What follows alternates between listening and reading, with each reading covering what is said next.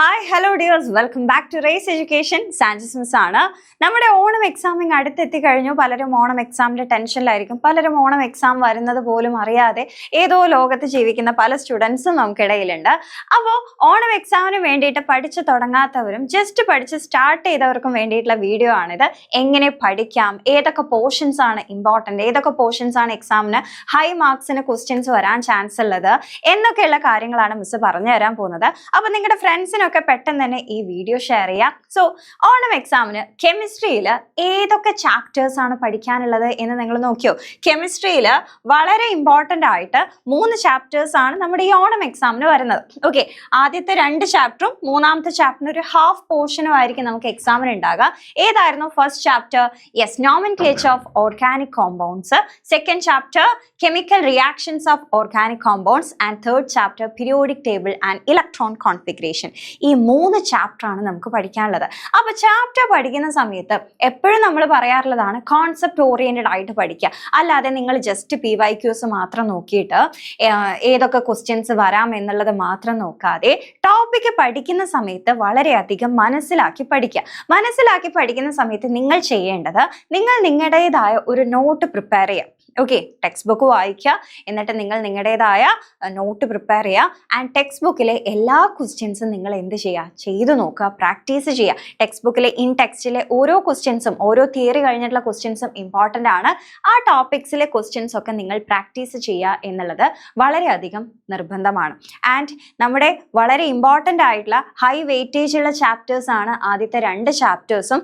അതുകൊണ്ട് തന്നെ നമ്മുടെ ഓർഗാനിക് കെമിസ്ട്രിയുടെ ബേസ് ആയിട്ടുള്ള ചാപ്റ്റേഴ്സ് ആണ്. അപ്പോൾ പഠിക്കുന്ന സമയത്ത് നന്നായിട്ട് ശ്രദ്ധിച്ച് പഠിച്ചു കഴിഞ്ഞാൽ, അതായത് ഫസ്റ്റ് ചാപ്റ്റർ പഠിച്ചാൽ നിങ്ങൾക്ക് സെക്കൻഡ് ചാപ്റ്ററിലെ മാർക്സും കൂടെ സ്കോർ ചെയ്യാൻ പറ്റും. ബിക്കോസ് സെക്കൻഡ് ചാപ്റ്റർ അറിയണമെങ്കിൽ നിങ്ങൾക്ക് ഫസ്റ്റ് ചാപ്റ്ററിന്റെ ബേസ് നിർബന്ധമായിട്ടും അറിയണം. അതായത് ക്വസ്റ്റ്യൻസ് നോക്കുകയാണെങ്കിൽ തന്നെ സെക്കൻഡ് ചാപ്റ്ററിന്റെ ക്വസ്റ്റ്യൻസിൽ തന്നെ സബ് ക്വസ്റ്റ്യൻസ് ആയിട്ട് ഫസ്റ്റ് ചാപ്റ്റർ റിലേറ്റഡ് ടോപ്പിക്സും വരും. അപ്പം നിങ്ങൾക്ക് ഇപ്പോൾ ഓർ ക്വസ്റ്റ്യൻസ് ചെയ്യുകയാണെങ്കിൽ പോലും നിങ്ങൾക്ക് ഏതെങ്കിലും ഒരു ചാപ്റ്റർ സ്കിപ്പ് ചെയ്താൽ പോലും നിങ്ങൾക്ക് കറക്റ്റായിട്ട് ആൻസർ ചെയ്യാനോ അതേപോലെ തന്നെ നല്ല മാർക്സ് സ്കോർ ചെയ്യാനോ പറ്റില്ല. സോ ഇനി നമുക്ക് ഓരോ ചാപ്റ്ററിലും ഏതൊക്കെ പോർഷൻ ആണ് ഇമ്പോർട്ടൻ്റ് ആയിട്ട് നോക്കേണ്ടത് എന്ന് നമുക്ക് നോക്കാം. അതായത് first chapter nomenclature of organic കോമ്പൗണ്ട്സിൽ നമ്മൾ മെയിൻ ആയിട്ട് nomenclature of saturated and unsaturated, അതേപോലെ തന്നെ ഫങ്ഷണൽ ഗ്രൂപ്പ് വരുന്ന സമയത്തുള്ള നോമെൻക്ലേച്ചർ, ഐസോമെറിസം, ഇത്രയാണ് നമുക്ക് ടോപ്പിക്സ് പഠിക്കാനുള്ളത്. അപ്പൊ ഇതിൽ തന്നെ നമ്മളിപ്പോൾ ചാപ്റ്റർ ഇവാലുവേറ്റ് ചെയ്യുകയാണെങ്കിൽ നോമെൻക്ലേച്ചർ ഓഫ് ഓർഗാനിക് കോമ്പൗണ്ട്സിൽ നിന്ന് തന്നെ അബൌട്ട് 20 to 21 മാർക്സിന്, 20 മുതൽ 21 മാർക്സിന് വരെ ക്വസ്റ്റ്യൻസ് വരുന്നുണ്ട്. നിങ്ങൾ ആലോചിച്ച് നോക്കിയാൽ 40ൽ പകുതിയോളം ആർക്കാണ് കൂടുതൽ വെയിറ്റേജ് ഉള്ളത്? നമ്മുടെ ഫസ്റ്റ് ചാപ്റ്റർ ആണ്. അതിൽ തന്നെ നമ്മൾ നോക്കുകയാണെങ്കിൽ ഇപ്പോൾ nomenclature of saturated and unsaturated compounds നോക്കുകയാണെങ്കിൽ അബൌട്ട് 12 മാർക്സിനാണ് ഈ ഒരു ടോപ്പിക്കിൽ നിന്ന് വരുന്നത്. ഈ ഡയറക്റ്റ് ആയിട്ടുള്ള ക്വസ്റ്റ്യൻസ് ആയിരിക്കില്ല, സബ് ക്വസ്റ്റ്യൻസിലൂടെ ആയിരിക്കും ഇങ്ങനെ സ്ട്രക്ചറൽ ഫോമുല എഴുതാനും അതേപോലെ തന്നെ IUPAC നെയിം എഴുതാനൊക്കെ ഉള്ള ക്വസ്റ്റ്യൻസ് വരുന്നത്. ആൻഡ് അടുത്തത് ഫങ്ഷണൽ ഗ്രൂപ്പാണ്. നോമെൻക്ലേച്ചർ ഓഫ് ഫങ്ഷണൽ ഗ്രൂപ്പിന്റെ ഭാഗത്ത് നിന്ന് അബൌട്ട് 4 മാർക്സിനൊക്കെയാണ് ക്വസ്റ്റ്യൻസ് വരുന്നത്. ഒരു എബൌട്ട് ആണ് കേട്ടോ മിസ് പറയാം, കറക്റ്റ് 12 മാർക്കിനേ വരുള്ളൂ, അങ്ങനെയല്ല. അബൌട്ട് 12 മാർക്സ്, അബൌട്ട് 4 മാർക്സ് ഒക്കെയാണ് ക്വസ്റ്റ്യൻസ് വരുന്നത്. ആൻഡ് ഐസോമെറിസം അബൌട്ട് 4 മാർക്സിന് ക്വസ്റ്റ്യൻസ് വരാറുണ്ട്. ഓക്കെ, അപ്പൊ നിങ്ങൾ നോക്കിക്കേ, അബൌട്ട് 20 to 21 ആണ് വരുന്നത്. ഓക്കെ, അതായത് മാക്സിമം 20 to 21 ആണ്. അപ്പൊ കഴിഞ്ഞ പ്രാവശ്യത്തെ ക്വസ്റ്റ്യൻ പേപ്പേഴ്സ് ഒക്കെ നോക്കുകയാണെങ്കിൽ ഓരോ ചാപ്റ്ററിൽ നിന്ന് മിനിമം ഇത്രയും മാർക്സിന് ക്വസ്റ്റ്യൻസ് വന്നിട്ട്, മിനിമം ഇത്രയും മാർക്കിന് ക്വസ്റ്റ്യൻസ് വന്നിട്ട്. ഓക്കെ, ആൻഡ് അടുത്ത ചാപ്റ്റർ ആണ് chemical reactions of organic compounds. അതിൽ ആദ്യം തന്നെ നമ്മൾ കുറച്ച് ടൈപ്സ് ഓഫ് കെമിക്കൽ റിയാക്ഷൻസ് ആയിരുന്നു പഠിക്കുന്നത്. ഏതൊക്കെയായിരുന്നു? സബ്സ്റ്റിറ്റ്യൂഷൻ, അഡിഷൻ, അതേപോലെ തന്നെ കമ്പഷൻ, തെർമൽ ക്രാക്കിംഗ്, പോളിമറൈസേഷൻ. ഇതിൽ ഏറ്റവും ഇമ്പോർട്ടൻ്റ് ആയിട്ടുള്ള ഒരു ടൈപ്പ് ഓഫ് റിയാക്ഷൻ ആണ് പോളിമറൈസേഷൻ. ഹൈ മാർക്സിന് 4ഉം 5ഉം മാർക്കിനൊക്കെയാണ് പോളിമറൈസേഷൻ എന്ന കെമിക്കൽ റിയാക്ഷനിൽ നിന്ന് മാത്രം ക്വസ്റ്റ്യൻസ് വന്നിരിക്കുന്നത്. പിന്നെ അതേപോലെ തന്നെ കോമൺ ആയിട്ട് ക്വസ്റ്റ്യൻ വരുന്ന ഒരു ഏരിയ ആണ് തെർമൽ ക്രാക്കിങ്ങും കമ്പഷനും. ഓക്കെ, അപ്പോൾ ഓവറോൾ ഈ ഒരു ടൈപ്പ് ഓഫ് കെമിക്കൽ റിയാക്ഷനിൽ നിന്ന് തന്നെ അബൌട്ട് 5 മാർക്കിനൊക്കെ ക്വസ്റ്റ്യൻസ് വന്നിട്ടുണ്ട്. അതേപോലെ ഇപ്പോൾ മെത്തനോൾ, എത്തനോൾ, എത്തനോയിക് ആസിഡ്, എസ്റ്റേഴ്സിൻ്റെ ഒക്കെ പ്രിപ്പറേഷനും അതേപോലെ തന്നെ ഇൻഡസ്ട്രിയൽ ആപ്ലിക്കേഷൻസും ഒക്കെ നമുക്ക് ഈ പോർഷൻസിൽ പഠിക്കാനുണ്ട്. ഈ ഒരു പോർഷനിൽ നിന്ന് നിങ്ങൾ ശ്രദ്ധിക്കണേ, 10 മാർക്കിന് ഈ ഒരു പോർഷനിൽ നിന്ന് 10 മാർക്കിനാണ് ക്വസ്റ്റ്യൻസ് വന്നിരിക്കുന്നത്. അപ്പം നിങ്ങൾ നോക്കിക്കേ, ഹൈ മാർക്സിനാണ് ഈ പോർഷൻസിൽ നിന്നൊക്കെ ക്വസ്റ്റ്യൻസ് വരുന്നത്. ഓക്കെ, ഇതന്നെ 15 മാർക്സ് ആയി. ആൻഡ് ഓൾസോ നമ്മുടെ മെഡിസിൻ എന്ന് പറയുന്നത് ചെറിയ ടോപ്പിക് ആണെന്ന് വിചാരിച്ച് നിങ്ങൾ ഒഴിവാക്കണ്ട. 1 or 2 മാർക്സിന് അവിടെ നിന്നും ക്വസ്റ്റ്യൻസ് വരാറുണ്ട്. അപ്പൊ നമ്മൾ ടോട്ടൽ ഒരു ആവറേജ് നമ്മുടെ ഈ ഒരു ചാപ്റ്റർ കംപ്ലീറ്റ് നമ്മൾ നോക്കുകയാണെങ്കിൽ ഒരു 18 to 20 മാർക്സിന് ഈ ഒരു ചാപ്റ്ററിൽ നിന്നും എക്സാമിന് വരാറുണ്ട്. ഓക്കെ, 18 to 20 അല്ലെങ്കിൽ 17 to 20 ആ ഒരു റേഞ്ചിൽ എക്സാമിന് ക്വസ്റ്റ്യൻസ് വരാറുണ്ട്. ആൻഡ് നമ്മുടെ അടുത്ത ചാപ്റ്റർ നോക്കുകയാണെങ്കിൽ periodic table and electron configuration ആണ്. അതിൽ ക്വാണ്ടം നമ്പേഴ്സ് വരെയാണ് നമുക്ക് ഈ ഓണം എക്സാമിന് കവർ ചെയ്യാനുള്ളത്. ക്വാണ്ടം നമ്പേഴ്സ് എന്നൊരു പോർഷനിൽ നിന്നും നമുക്കൊരു അബൌട്ട് 4 മാർക്സിനൊക്കെ ക്വസ്റ്റ്യൻസ് വരാറുണ്ട്. ഓക്കെ, അപ്പോൾ ഹൈലി വെയിറ്റേജ് ഉള്ള ആദ്യത്തെ 2 ചാപ്റ്റർ നിങ്ങൾ വളരെ ഇമ്പോർട്ടൻ്റ് ആയിട്ട് പഠിക്കണം. എല്ലാവിധ ക്വസ്റ്റ്യൻസും പ്രാക്ടീസ് ചെയ്യാം. ഓക്കെ, ഇനി എങ്ങനെയാണ് നിങ്ങൾ പഠിക്കേണ്ടത്, ഏത് മെത്തേഡാണ് നിങ്ങൾ യൂസ് ചെയ്യേണ്ടത്? മിസ് പറഞ്ഞതുപോലെ തന്നെ ആദ്യം നിങ്ങൾ തിയറി പോർഷൻസ് പഠിക്കുക.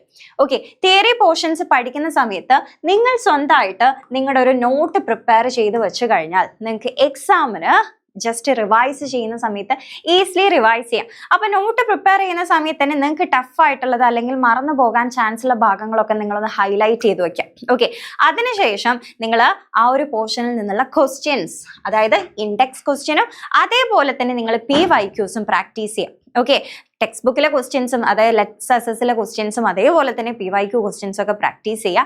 ആൻഡ് അതിനുശേഷം നിങ്ങൾ എന്ത് ചെയ്യുക, നിർബന്ധമായിട്ടും റിവൈസ് ചെയ്യുക. ഓക്കെ, ഈ ചാപ്റ്റർ പഠിച്ചു, ഇനി ഞാൻ എക്സാമിന്റെ തലേന്ന് മാത്രം പഠിച്ചാൽ മതി, അങ്ങനെയല്ല. ഏതൊരു കാര്യം ആരാണെങ്കിലും മിസ്സാണെങ്കിലും ഒക്കെ എന്ത് ചെയ്യും, പഠിച്ച കാര്യം മറന്നു പോകും. അപ്പോൾ മറന്നു പോകാതിരിക്കാൻ നമ്മൾ എന്ത് ചെയ്യണം, റിവൈസ് ചെയ്യണം. റിവൈസ് ചെയ്യാൻ വേണ്ടിയിട്ടാണ് മിസ് പറഞ്ഞത് നിങ്ങൾ നിങ്ങളുടേതായ നോട്ട് പ്രിപ്പയർ ചെയ്തിട്ട് ഏതൊക്കെയാണ് മറന്നു പോകുക, ഏതൊക്കെയാണ് ടഫായിട്ടുള്ളത് എന്നൊക്കെ ഹൈലൈറ്റ് ചെയ്ത് വെച്ചാൽ അത് കുറച്ചുകൂടെ കോൺസെൻട്രേറ്റ് ചെയ്ത് റിവൈസ് ചെയ്യാം. അപ്പോൾ നിങ്ങൾ ഒരു തവണ പഠിച്ചത് പിന്നെ എക്സാമിന്റെ തൊട്ട് തലേ ദിവസത്തേക്ക് മാറ്റി വെക്കുകയാണെങ്കിൽ നമ്മൾ ആദ്യം പഠിച്ച അത്രയും എഫേർട്ട് ഇട്ട് പിന്നെയും പഠിക്കേണ്ടി വരും.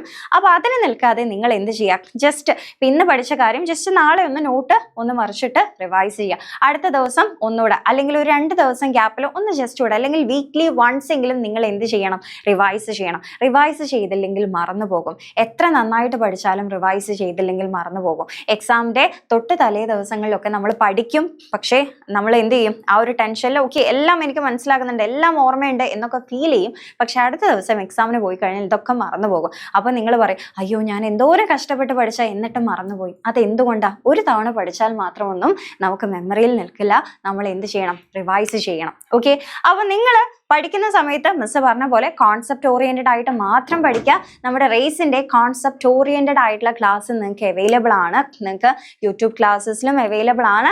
ആൻഡ് ഓൾസോ വളരെ ഡീറ്റെയിൽഡ് ആയിട്ടുള്ള വളരെയധികം ഫൗണ്ടേഷൻ ലെവലോട് കൂടിയ ക്ലാസ്സസ് നിങ്ങൾക്ക് ആപ്പിലായിരിക്കും അവൈലബിൾ ആയിരിക്കുക. അപ്പോൾ കമ്മ്യൂണിറ്റി ലിങ്ക് ഒക്കെ താഴെ മിസ് പിൻ ചെയ്ത് വെക്കുന്നുണ്ട്, അതിലൂടെ നിങ്ങൾക്ക് ജോയിൻ ചെയ്യാം. ആൻഡ് ഓൾസോ ഇപ്പം നിങ്ങൾക്ക് റേസിന്റെ ഫൗണ്ടേഷൻ ക്ലാസ് പർച്ചേസ് ചെയ്യുകയാണെങ്കിൽ ഓഗസ്റ്റ് 10 മുന്നേ നിങ്ങൾ രജിസ്റ്റർ ചെയ്യുകയാണെങ്കിൽ നിങ്ങൾക്ക് 70% ഓഫ് സ്കോളർഷിപ്പ് ലഭിക്കുന്നതാണ്. അപ്പോൾ നിങ്ങൾ നിങ്ങളുടെ ഫ്രണ്ട്സിനൊക്കെ ഷെയർ ചെയ്യുക. ഈ ഒരു ഓപ്പർച്യൂണിറ്റി മിസ്സാക്കരുത്. അപ്പോൾ ഓണം എക്സാമിന് ഇനി അടിപൊളിയായിട്ട് പഠിക്കില്ലേ? അപ്പോൾ അടിച്ച് പൊളിച്ച് നമുക്ക് പഠിക്കാനുണ്ട്. ഹൈ മാർക്സ് തന്നെ സ്കോർ ചെയ്യുക. All the best.